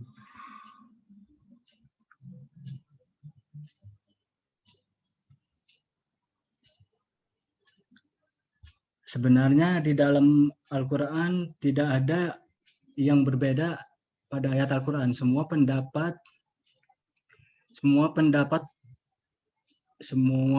pendapat di atas berangkat dari ayat-ayat Al-Quran yang sama. Yang berbeda adalah ketika menghitung jumlahnya dan ketika menetapkan suatu potongan kalimat itu menjadi satu ayat ataupun dua ayat. Ada orang yang menghitung dua ayat menjadi satu dan sebaliknya juga ada yang menghitung satu ayat menjadi dua. Padahal kalau kita membaca semua lapasnya, ada yang menghitung satu ayat jadi dua. Padahal kalau kita baca semua lapas Al-Quran itu semuanya sama dengan itu juga tidak ada yang berbeda. Semua lapas Al-Quran sama, tidak ada perbedaan, Pak. Bagaimana Pak? Kalau kurang jelas ya mohon diluruskan kembali, Pak. Mohon maaf, Abdullah, gimana? Iya, oke Pak Soleh. Jadi maksud saya itu jumlah ayatnya Pak Soleh, bukan maksud dari ayat tersebut. Iya. Tapi tadi udah terjawab. Pak Soleh. Terima kasih Pak Soleh. Iya, sama-sama. Sama-sama. Ya. Jadi kenapa ayatnya itu berbeda? Karena ada ulama tafsir yang dia itu berpandangan bahwasanya bismillah itu masuk ke dalam ayat. Gitu. Bismillahirrahmanirrahim. Coba kan teman-teman buka yang namanya Al-Quran itu kan. Itu ada bismillah kan di setiap awal surat itu kan. Betul nggak? Nah, itu ada yang menghitung ayat, ada yang menghitung juga tidak ayat, gitu. Makanya dari situ kita tahu terjadilah yang namanya perbedaan, gitu. Kalau yang dia jumlahnya banyak, jumlahnya berapa tadi 6.600-an itu, berarti dia menggabungkan yang namanya atau menjadikan Bismillahirrahmanirrahim itu adalah ayat. Makanya ada yang namanya beberapa imam membaca mewassalkan bismillah. Contohnya gini, Bismillahirrahmanirrahim, alhamdulillahi rabbil alamin. Bahkan dia menggabungkannya dari ta'awud. A'udzu billahi minasyaitonir rajim bismillah. Ini rajim bismillah. Dia gabung terus, nyambung. Bismillah juga disambung. Gitu. Ada yang dipotong-potong, gitu kan? Bismillahirrahmanirrahim. Putus ya kan, alhamdulillahi rabbil alamin. Nah gitu, jadi dipotong-potong. Jadi yang mengatakan panjang itu ayatnya banyak karena dia menggabungkan yang namanya, menjadikan yang namanya Bismillahirrahmanirrahim itu sebagai ayat. Kemudian tadi juga seperti yang dijawab sama Pak Soleh itu, Ada yang dia itu tahu wakaf nggak, di dalam Al-Quran itu ada wakaf, tanda berhenti, ya. Tanda berhenti ya. Karena yang namanya Al-Quran ini ada 7 jenis bacaannya, ya. Ada 7 jenis bacaannya. Kita memakai jenis bacaan Hafsah. Kita nih Indonesia ini memakai jenis bacaan Hafsah. Orang Yaman ada jenis bacaannya lagi. Orang Mesir ada jenis bacaannya lagi. Kemudian orang Tunisia ada jenis bacaannya lagi. Yang di kita dibaca ro itu apa namanya? Ro itu ro, di sana dibaca ri. Nah, atau dibaca re gitu. Jadi dari satu huruf ro saja dia berbeda. Ro, re, bisa jadi ru juga gitu. Karena memiliki 7 jenis bacaan. Sabu'ul qiraat namanya. Nah, jadi potongan wakaf-wakaf tadi yang di kita, di mushaf Utsman itu, ataupun di rasam Utsman yang sekarang kita pakai di Indonesia ini, ada yang menjadikan wakaf itu sebagai potongan ayat di situ. Jadi, misalkan lafaz wakafnya di situ lam ya, dengan lam. Ketika kita menemukan lam kan kita harus berhenti di situ. Tapi dijadikan yang namanya satu ayat, ataupun dijadikan tanda betul-betul berhenti wakaf, ataupun potongan ayat di situ. Maka secara otomatis yang tadinya terhitung satu ayat, menjadi dua ayat. Tuh, jadi terhitungnya lebih banyak. Gitu, makanya ada perbedaan. Ada perbedaan yang terjadi di kalangan para ulama. Nanti kalau ditanya misalkan, ya itulah uniknya Al-Quran itu kan. Mushafnya secara umum sama.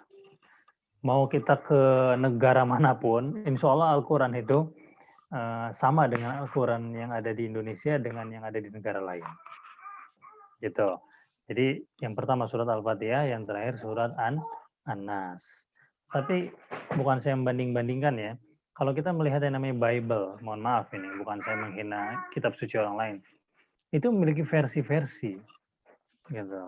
Memiliki versi yang namanya Bible itu. Ketika kita buka Bible yang ada di Indonesia, cetakan tahun sekian, dan Bible yang ada di mungkin di Inggris cetakan tahun sekian, isinya mungkin bisa berbeda gitu, karena ada versinya, karena dia ada perjanjian lama, ada perjanjian baru kan gitu. Maka disitulah bukti bahwasanya alhamdulillah yang namanya kitab suci kita ini shalih likulli zamanin wa makanin, tidak dimakan yang namanya oleh waktu dan tempat, jadi senantiasa terjaga otentikannya, kemurniannya, keasliannya. Gitu. Jadi itu salah satu yang membuat orang-orang selain Islam itu kebingungan gitu. Kenapa Al-Quran ini bisa terjaga gitu kan? Bisa terjaga dari zaman Nabi Muhammad 1400 tahun yang lalu sampai sekarang. Salah satu jawabannya adalah karena banyak yang menghafal kan gitu. Banyak yang dia itu senantiasa mensucikan Al-Quran dengan mempelajarinya, menjadikannya sebagai bahan kajian dan lain sebagainya. Jadi itu mungkin jawabannya. Mudah-mudahan bisa sedikit menjawabnya. Kayaknya malah makin nambah ini pertanyaannya ini. Nggak apa-apa sih. Iya, Pak Ustaz. Iya, nggak apa-apa sih sebetulnya. Iya. Sebentar nih. Saya dikit baca ya. Nggak apa-apa ya. Kita ini aja ya. Lanjut saja ya. Dari Mas Reza di sini.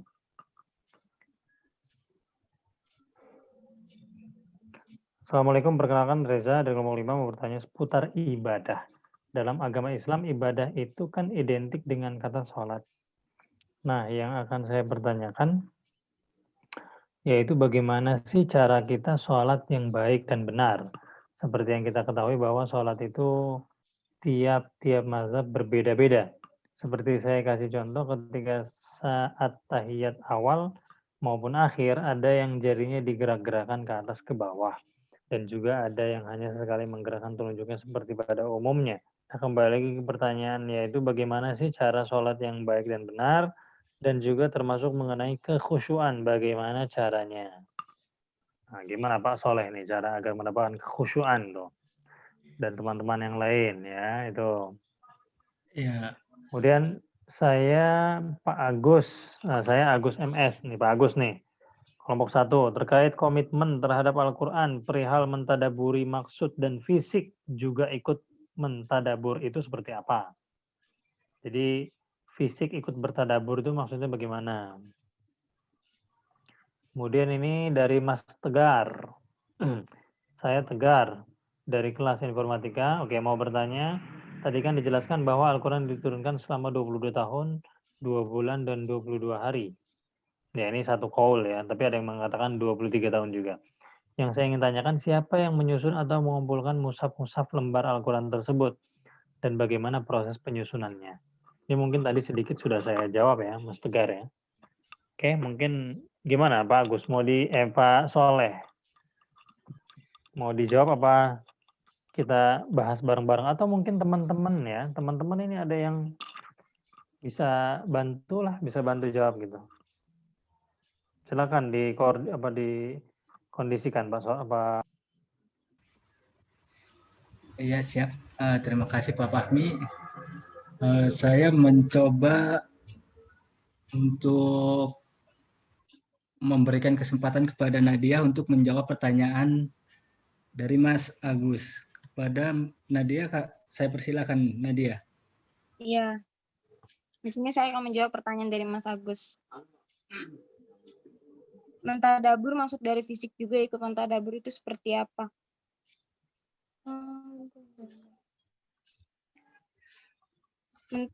Arti dari mentadabur itu mengulang-ulang bacaan ayat Al-Quran, dan orang-orang yang soleh sering membaca satu ayat hingga berulang-ulang.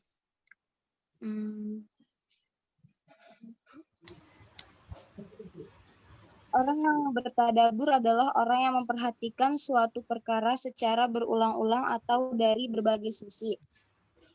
Yaitu pada asalnya mentadaburi Al-Quran itu setelah paham maknanya, karena tidak mungkin seseorang dituntut untuk mentadaburi ucapan yang ia tidak pahami maknanya. Dengan demikian, mentadaburi Al-Quran itu pada asalnya setelah seseorang paham maknanya. Atau dengan kata lain, ia paham tafsirnya dan baru bisa merenungi berbagai pelajaran yang bisa diambil darinya. Sudah cukup sepertinya. Terima kasih Nadia. Untuk pertanyaan yang selanjutnya. Terima kasih Mbak Nadia. Iya, Mas Agus. Untuk pertanyaan selanjutnya saya coba rekan saya juga untuk menjawab pertanyaan dari Mas Tegar. Kepada Lisa coba dijawab Lisa. Ya, bentar. Pertanyaan Mas Tegar yaitu siapa yang menyusun atau mengumpulkan mushaf-mushaf atau lembaran Al-Quran. Yaitu yang penulis mushaf yaitu mushaf Al-Quran Zain bin Tasbit menjadi ketua penulis mushaf Al-Quran. Bagaimana proses penyusunannya? Masing-masing pihak menganggap cara pembacaan Al-Quran yang dilakukan adalah paling baik. Perselisihan tersebut kemudian dilaporkan oleh Huzaiz bin Yaman kepada Khalifah Utsman bin Affan. Selanjutnya Khalifah Utsman bin Affan membentuk sebuah panitia penyusunan Al-Quran. Panitia itu diketuai oleh Zain bin Thabit, anggotanya adalah Abdullah bin Jubair bin Abdurrahman bin Haris. Tugas yang dilaksanakan adalah menyalin ulang ayat-ayat Al-Quran dalam sebuah buku yang disebut mushaf. Salinan kumpulan Al-Quran itu disebut mushaf oleh panitia mushaf diperbanyak sejumlah 4 buah. Salah satunya tetap berada di Madinah, sedangkan 4 lainnya dikirim ke Madinah, Suriah, Basrah, dan Kufah. Semua naskah Al-Quran yang dikirim ke daerah-daerah itu dijadikan pedoman dalam penyalinan berikut di daerah masing-masing. Naskah yang ditinggal di Madinah disebut Mushaf Al-Iman atau Mushaf Utsmani. Setan kau yang aku headshot kau nyampai. Apa jelas? Mas Bedul. Tembak. Aduh, ini awas gamenya kedengeran itu. Ketahuan kan jadinya.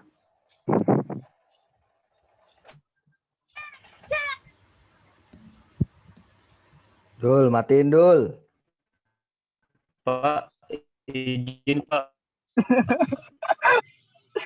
Si Bedul.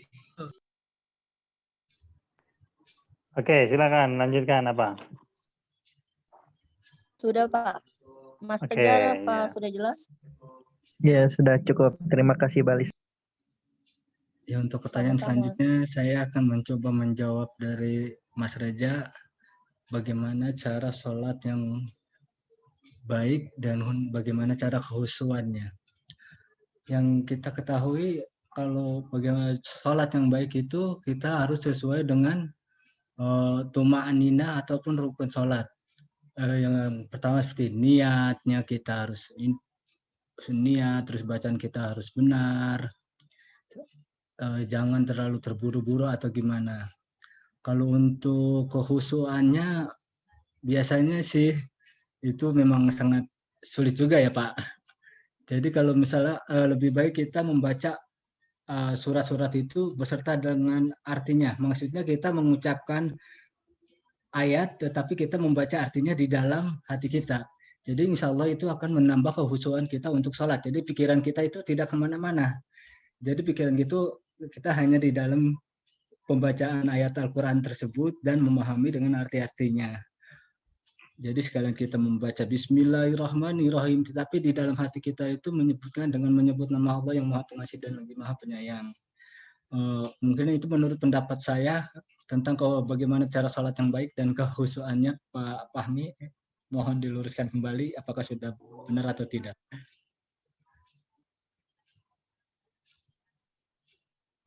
Sudah ini ya, sudah terjawab semua ya, alhamdulillah ya.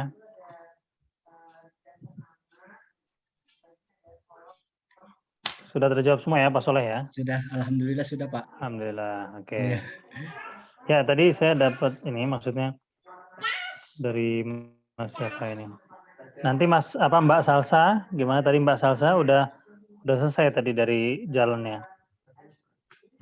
Nanti dibantu sama Mas Topan Firdaus insyaallah ya. Nanti Mas Topan Firdaus saya alihkan untuk masuk ke kelompok 3. Ke kelompok 3 nanti dibantu Mas Topannya. Siapa tadi? Mbak Salsanya. Sama Mas Fahmi Gunawan itu tadi. Nah, terkait tentang sholat. Memang kekhusyuan ini adalah yang menjadi tantangan kita sebagai manusia atau sebagai hamba Allah. Saya 5 detik bisa khusyuk itu sudah syukur alhamdulillah. 5 detik bisa khusyuk, betul-betul mengingat Allah Subhanahu wa taala. Nah, itu kita sudah luar biasa sebetulnya. Kalau sepanjang sholat bisa khusyuk, subhanallah lagi. Luar biasa.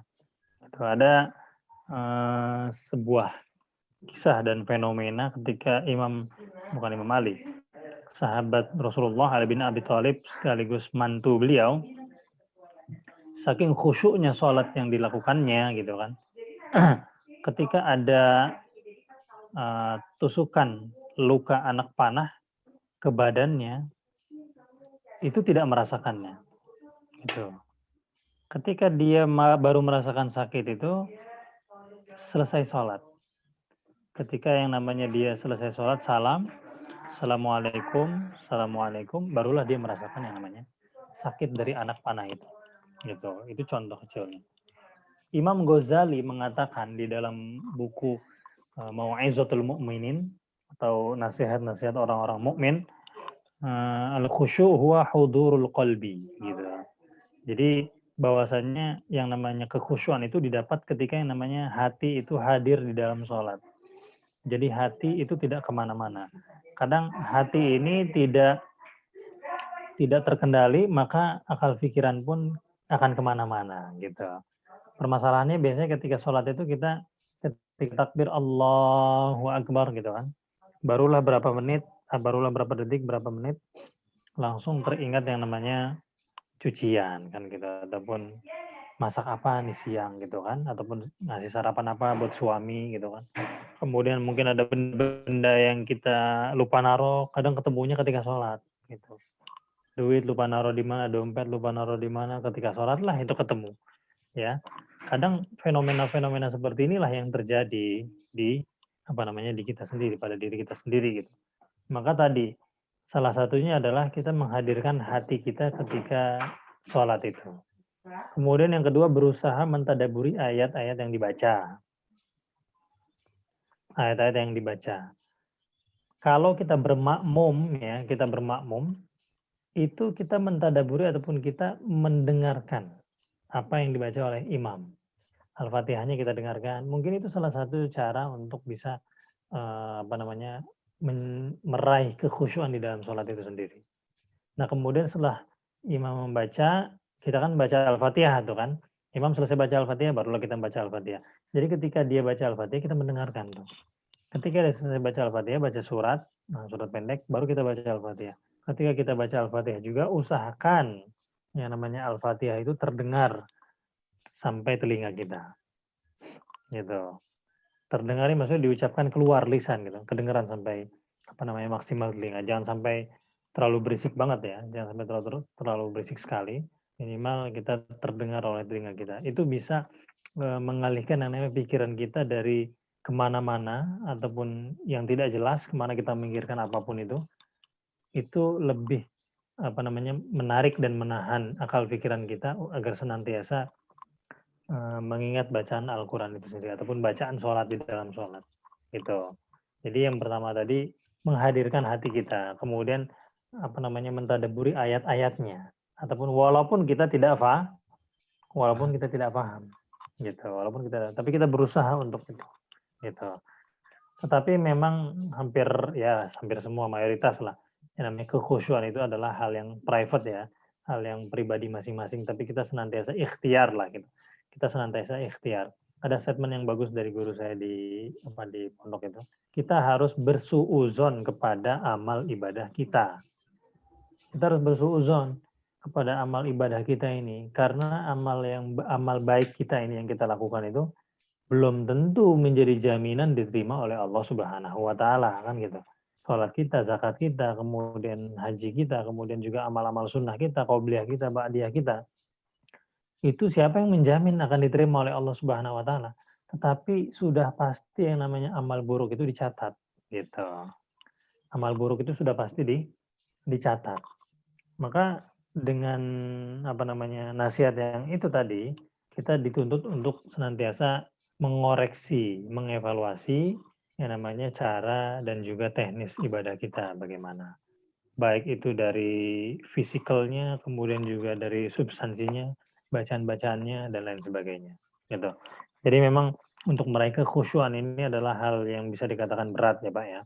Itu Pak Tegar tadi, siapa yang nanya? Pak Tegar.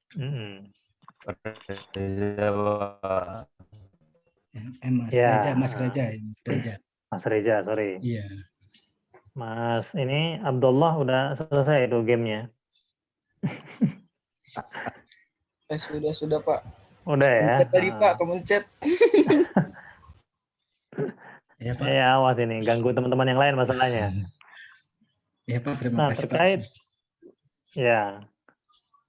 Satu lagi yang ingin saya sedikit tambahkan tentang penyusunan Al-Quran tadi ya,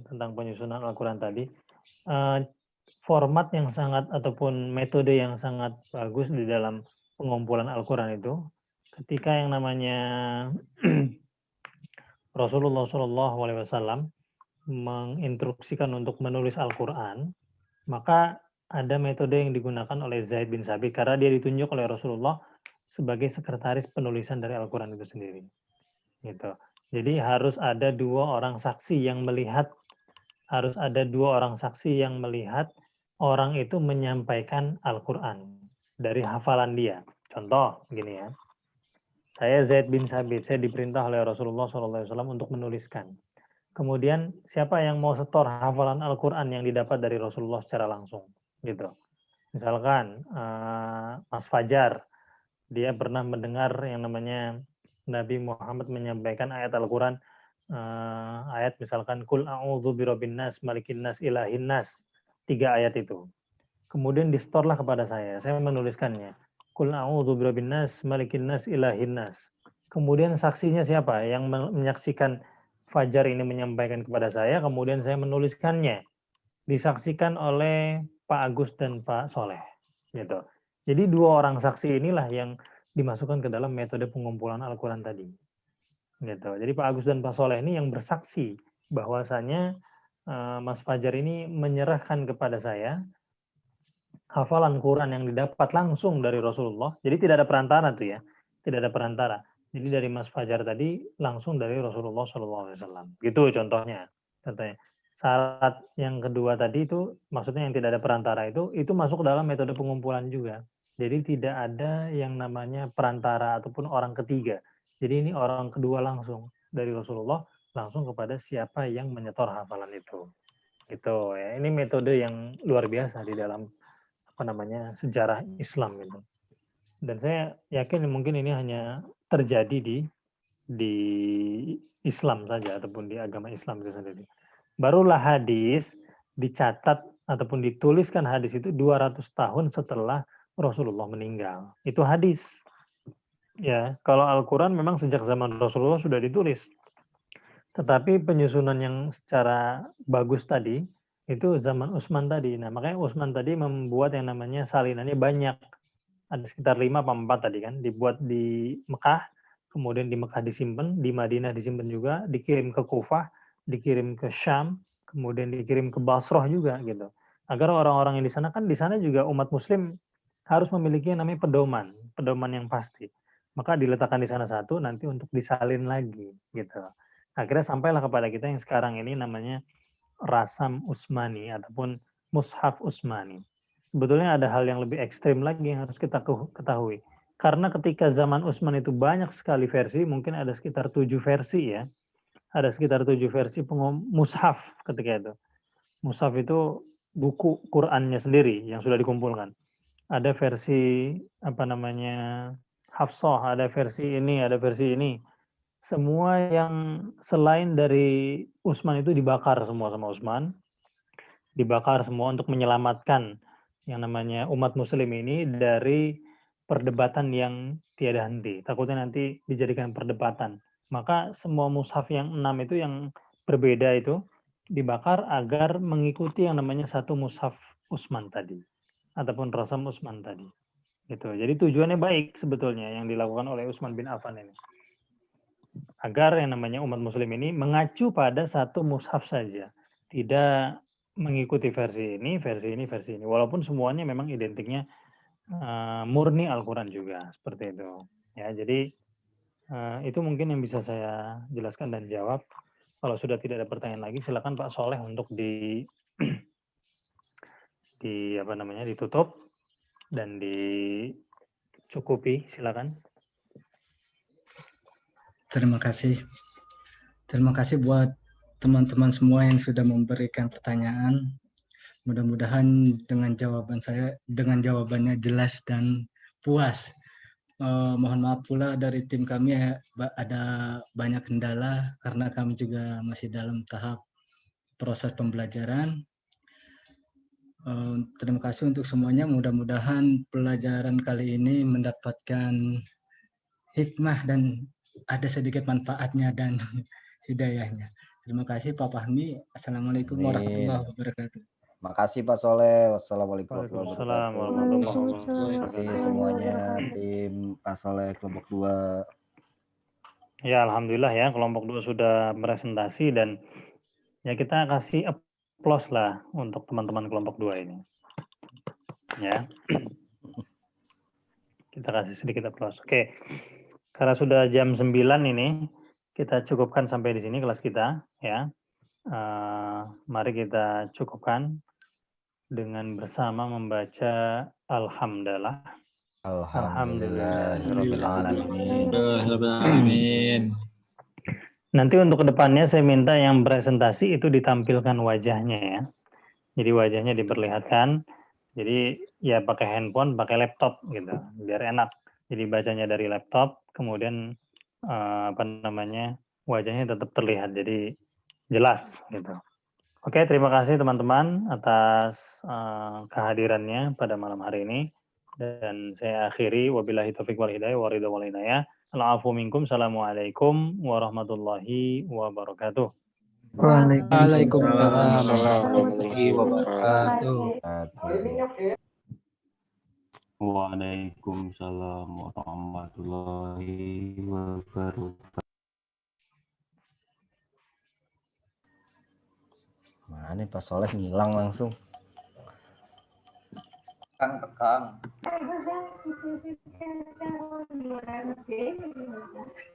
Nah,